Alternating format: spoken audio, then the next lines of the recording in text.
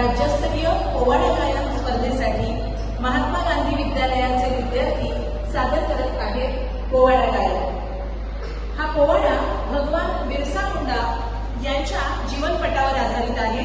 या पोवाड्याचं गीत आणि संगीत आहे शाळेच्या संगीत शिक्षिका सौ स्वरदा गोखले यांचं।